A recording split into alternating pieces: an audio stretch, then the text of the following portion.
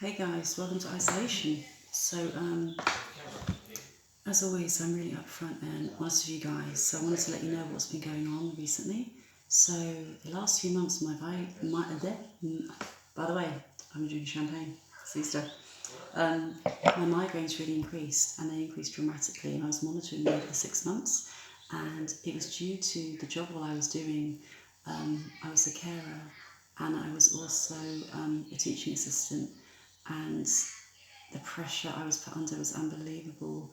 The noise, the kids with behavioural issues, the carer was the hardest. I mean, the girl with severe difficulties that needed treatment, like I had to be trained by a nurse. So after 6 months of doing that, I'm so proud of myself. I was doing full time. The migraine started to increase dramatically, and it's because the job was so stressful, and I wasn't getting any support from the people I work with and the teachers. Two of them worked together for like 8 years, and I felt like the outsider.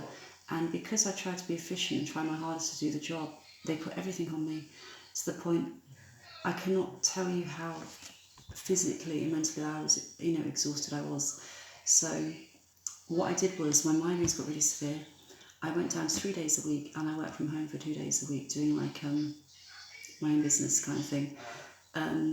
Other than that, that was a big letdown for me. In a way, I should be very proud that I managed to do a month.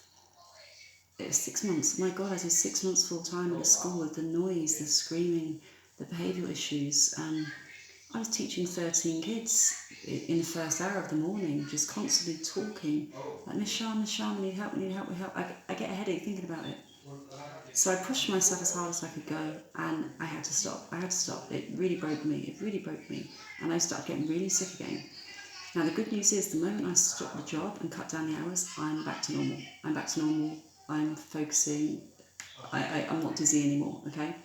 But with me, my biggest trigger is extreme stress. And I mean extreme stress, guys. I mean, imagine working with the spotlights, the strip lighting, the bright lights, the screaming, the noise, the playground, the visual movement of kids running around in front of you. It's the worst job I could have got. But I was quite limited to what I could do because I couldn't work on computers anymore because of my vision. So I thought, what can I do? I thought I work with kids because it's short hours. It's 9 till 3. It's not 9 till 3. It's not 9 till 3, guys. But yeah, I had a low moment where I thought, oh my God, I'm back to square one. But the good news is, as I cut down my hours, I started ice skating, which is so random. So yeah, I've actually started ice skating, and really funny actually. Out of the group that were beginning, there were maybe 25 in the group. I was the fastest. I was the best in the group, right? I can't believe it. I was the best in the group. I was cocky. I'm like, yeah, I'm the fastest. I'm flying around the ice. I didn't fall over at all. Touch wood. All right. What I couldn't do, and I was the worst at, guys, you had to put your hands like that, and you had to lift one leg up, and just skate in a line for a few seconds. I couldn't do it. I was the only one that couldn't do it. But I'm hoping with time, obviously we've got the lockdown right now, I haven't been able to ice skate, but I'm hoping with time I will eventually be able to do the spins and stuff like that, because it is a vestibular exercise in a way. It is a bloody vestibular exercise, I'll tell you now. And after I feel exhausted, I feel jelly-legged, but all I want to do is get back on the ice again. It's so random. So yeah, I had a complete letdown, and I was so upset. I tried to live my life as normal. I've been battling this for 4 years. I get to full time, and then I crashed. Now, I don't want to make anyone worried or upset, like, oh my God, I want to go back to full time when I manage, because the difference is, you might be working in an office on a computer with not much stress. That's it.